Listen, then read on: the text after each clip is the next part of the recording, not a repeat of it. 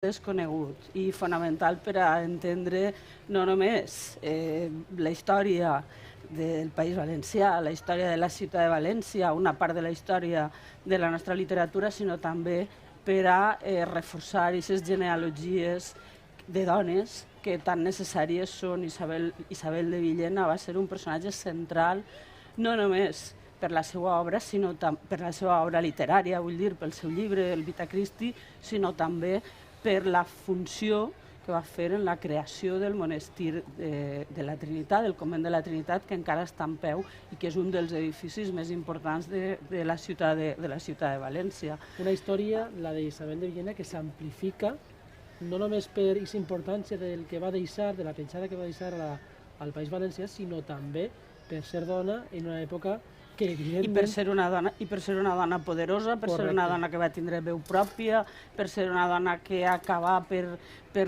construir un edifici tot el que al seu voltant anava, que era una part de la vida de la ciutat, un edifici i un monestir que era una espècie d'oracle. València tenia al voltant de 50.000 habitants en aquest moment, pestes continuades en les quals morien més de 11.000 persones. Imagina't aquesta societat, i en aquesta societat el monestir de la Trinitat i tot el que era al seu voltant es va convertir quasi que en un oracle. Ella era considerada una dona sàvia, culta. Segurament era un dels personatges quan va morir Maria de Castella i Lancaster, que va morir a la ciutat de València. I, per cert, està soterrada a la ciutat de València. Soterrada en el monestir i en el convent de la Trinitat. Doncs quan va morir la reina lloctinent, la persona més important de la corona d'Aragó en la ciutat era Sor Isabel, era Isabel de Villena. I nosaltres hem construït un relat en primera persona, que és molt arriscat.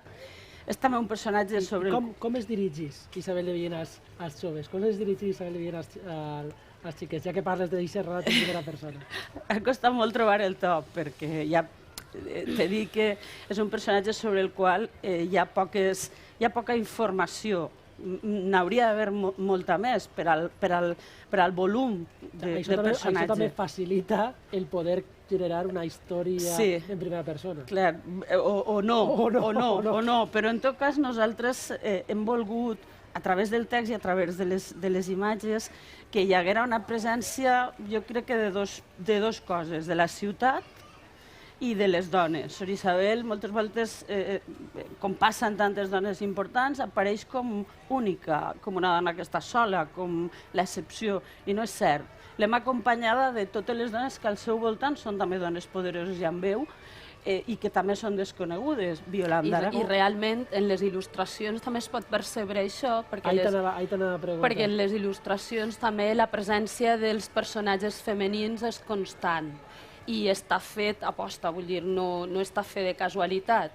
En totes les il·lustracions apareixen dones, i a més apareixen dones de totes les classes socials, apareixen dones que es poden reconèixer a través de la vestimenta que porten, vull dir que sí que n'hi ha un treball dins de totes les il·lustracions, n'hi ha molts guinys al moment artístic del segle XV, a la transició en la moda del segle XV, a la ceràmica de Paterna i de Manises, en moltes de les il·lustracions, en moltes de les cenefes. Per tant, sí que les il·lustracions poden semblar que estan dirigides a un públic molt infantil i juvenil, perquè efectivament havien de resultar atractives per a aquest públic, perquè la vida d'una monja, tal com nosaltres la podem entendre ara mateixa des del segle XXI, sembla que per a una criatura del segle XXI no pot resultar atractiva. Aleshores, realment, aquesta era la dificultat de les il·lustracions, però al mateix temps també està dirigida a un públic adult perquè aporta molta informació. Així doncs, igualment que Rosa ha dit que se trasllada el llenguatge, també se traslladen les il·lustracions. I a més, la ciutat està molt present, el conjunt arquitectònic de la ciutat en el segle XV està molt present, apareix la llotja, però també apareix una representació de la València d'aquell temps, en el riu, en la muralla, en el pont, que pareix molt senzill, però no ho és. No ho és en quant a la narració i no ho és tampoc en quant a la il·lustració. Hi ha un treball darrere d'investigació i documentació, després hem fet la interpretació, hi ha un treball d'actualització però apareixen en companyia de Sor Isabel tots els elements que poden ser característics d'aquesta ciutat vistos també a través de la presència de les dones. Apareixen les joglaresses, apareixen les dones que estan lligades al comerç de la seda, apareixen Maria de Castellà de Lancaster, com t'he dit, que és un personatge fonamental també per a la ciutat, l'emperatriu Constança de Hohenstaufen, que és per un dels espais més importants, que és on es va criar Isabel de Villena, va viure des dels 4 anys fins als 15,